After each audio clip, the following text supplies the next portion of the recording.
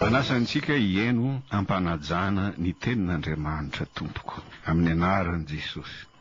Raha mihaino tsara ny feon'i Jehovahandriamanitra ianao ka mitandrina anaraka ny didiny rehetra, ho tahena ianao an-tanàna, ho tahena ianao any an-tsaha, ho tahena ianao raha miditra, ho tahena ianao raha mivoaka. Atolotry Jehova ho resy eo anoloanao ny fahavalonao izay mitsangana hiady aminao. Lalana iray no ivoahany anantona anao, fa lalana fito kosa no andosirany hiala eo anoloanao. Hovoako ny varavaran'ny lanitra ho anareo, ka ampidinako fitahena manana ambiampy ho anareo. Ary asiako teny mafy ny valala noho ny aminareo, ka tsy hanimba ny vokatry ny tany intsony ireny, ka dia havanomboa ny voalobokareo any an-tsaha, ho Jehova tompony maro. Ary ianareo ataon'ny firenena rehetra hoe sambatra fa ho tany mahafinaritra ianareo. Nefa amela olona 7,000 eo amin'ny Israely aho, dia niloalika rehetra izay tsy nandoalika tamin'ny bala sy ny vava rehetra izay tsy nanoroka azy.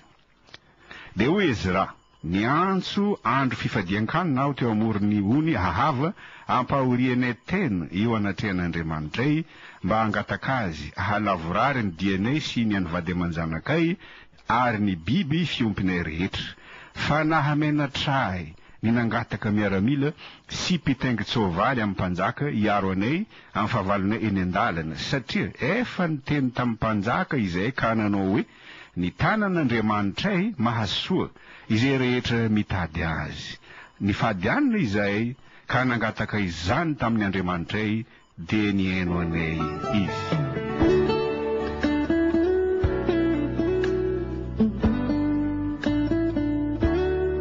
Manasantsika hivavaka tompoko. Jehovahandriamanitra, Andriamanitra lehibe amin'ny fisainany sy mahery amin'ny atao ianao. Andriamanitra nanao ny lanitra sy ny tany, ny ranomasina sy izay rehetra ao anatiny, izay mitandrina fahamarinana mandrakizay, izay manome rariny ho any ampahoriana, izay manome hanina ho any naona. Anao tompony dera, milaza ny fahalebiazana hatramin'ny taloha indrindra ka ho mandrakizay. Misaotra anao aho tompony ireo sosesehena omeno anay isan'andro, mamela ny elokay tompo. Isam-batan'olona sy ny heloko ny firenena malagasy. Diovy izay amin'ny alalan'ny rany Jesosy Kristy tompo. Arovy amin'ny fahavalonay izay Jesosy Kristy tomponay. Tonga eto aminay ny fahavalonay izao, mandrahona anay, milaza ny mesazy sy mametraka vaty fanafintihoinana eo anatrehanay. Ampitombony finoanay, hatsapahanay fa tsara ianao, sady mpanao ny tsara koa, ka ny zavadrehetra mitranga aminay dia lalana entinao mananatra anay noho ny elokay. Manantona anay Jesosy tompo, satria ianao efa nanasanay hoe mankanesa ty amiko ianareo miasa fatratra sy mavesatra entana, fa izaho anome anareo fitsaharana. Ta io izahay rehetra araka ny ady sarotra atrehanay tsirairay avy, omeo anay rehetra ny anina sahazanay isan'andro. Ta io ny mahantra mbanakitafy sy trano ipetrahana amin'izao andro ririnina izao. Ta io ny marary mitodika aminao mba ho sitrana raha mety ianao, na aiza toerana misy azy, na any amin'ny hopitaly, na any an-tranony, na any amin'ny toby. Omeo hery ireo rahalanay sy anabavinay enjena noho ny anaranao eny rehetra eny, mba hijoro tsara ho vavolombelonao fa tsy hamaly ny ratsy amin'ny ratsy. Ta io ireo mitory ny filazantsara sy ireo rehetra mitandrina ny ondrikelinao amin'ny fiangonanao rehetra eran'izao tontolo izao, izy tenany sy ny ankonany ary ny fikambanana izay tarino.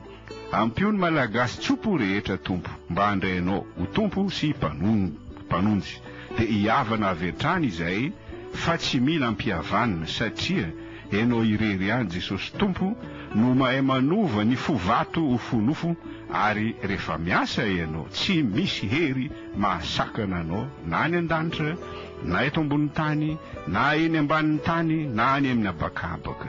Tsofy rano ny tanindrazanay Jesosy, omeo fahendrena ny mpitondranay. Ta io ny radio Antsiva, Ismael Razafinarivo sy ireo mpiara-miasa aminy, amin'ny anaran'i Jesosy Kristy tompo no anaovako izany vavaka izany. Amen. Anomboka ny tinidinika arisika tompoko lahy sy tompoko vavy. Avy hatrany dia tsorontsika ity ampiandohana Andriamatoa Raintsonary fa tena sahany vahiny ny manao tsinitsinina an'ity Madagasikara ty, sa ny vahiny any manao tsinitsinina ny malagasy eto amin'ny taniny.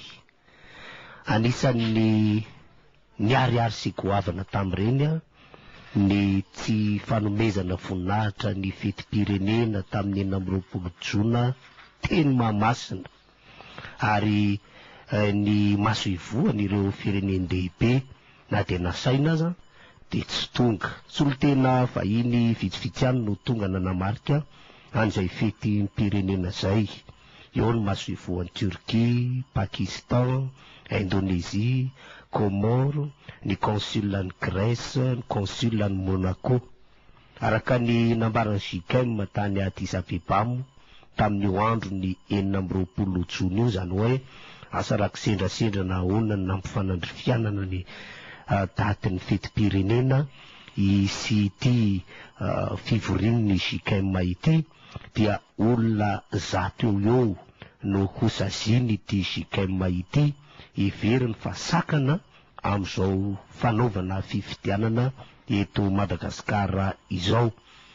Dia nilaza ny Frantsay fa ahatony ny fiarah-miasa amin'ny tafika malagasy, ary nisy aza moa ny filasan'ny Frantsa Andriamatora Raintsonary fa efa misy ireo karazan'olona tsy hahazo fahazahon-dalana na visa andeha ho an'ny Frantsa.